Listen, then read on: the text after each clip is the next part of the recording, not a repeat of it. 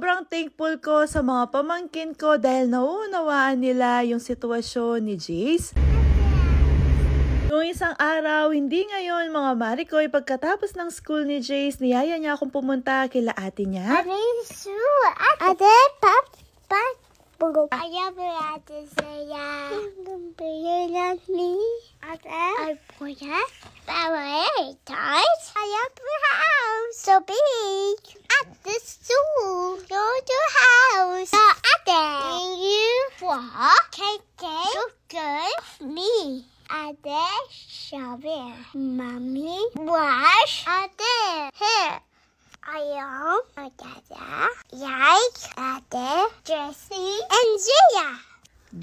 Day, shovel. Because we need go to SM. What I don't want to right in with go. In deep say go. Said I, my said hi. Go.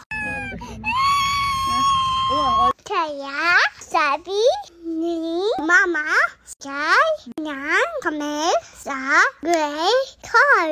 Kaso, day, nani sa uyat, ako uyat kasi ako sanay pumunta mo na kasama ko ang mama ate ko. Pero naging okay din siya mga Marikoy nung nakipaglaro si Ate Seiya sa kanya dito sa may playground. Pasensya na kayo mga Marikoy kung ako ulit hindi na kasi kinaya nung nagbo-voice over ko. Pero alam nyo habang ini-edit namin ito, naiiyak ako sa tuwa dahil nga itong si Jace nakakapag-voice over na kahit papano. Anyway, pagkatapos nila maglaro sa playground, dumiretso kami dito sa Italianis para kumain. Dahil hindi sanay si Jace, nakasama namin yung mga ate niya, naninibago talaga siya. Kaya inayahan ko na muna siyang mag-cellphone mga Marikoy para maging okay siya. At talikuran niya pa nga ako na para bang galit siya sa akin. Pero pagdating ng order naming carbonara, ayan si Jace kumakain na. O ayan, nagsa-side eye na naman itong si Ate Seiya.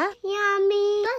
Basta may pagkain, binibitawan talaga ni Jace yung hawak niya na cellphone. Katapos namin kumain, napagdesisyonan namin na maglakad-lakad na muna sa loob ng mall. Nakakatuwa nga itong si Ate Seiya at saka si Jace, napaka-sweet nila. Holding hands pa nga sila habang naglalakad. Pumasok nga pala si Jace dito sa may bookstore kaya sinundan siya ni Ate Seiya. Yung ate ko naman at saka si Ate Jessie, may ibang pinuntahan sila. Sabi ko sa dalawa, mamili na sila ng gusto nila at bibilhin ko para sa kanila. Tapos nilang nakapili, nagbayad na kami at lumabas na din kami dito sa bookstore. Katapos, sinanap na namin yung ate ko tsaka si Ate Jessie. Ngayon talaga, kapag may mga pagbabago, sa una lang nagmumuryot itong si Jace. Pero sa katagalan din, nagiging okay din siya. Nakita namin kila ate ko, wala na kaming alam na puntahan, kaya napagdesisyon namin na umuwi na. At habang iniintay namin yung mga sasakyan namin, napansin ko talaga itong si Jace. Napaka-sweet niya na ngayon kay Mami Dragon. Alam nyo ba kung anong tawag ni Jace kay Mami Dragon?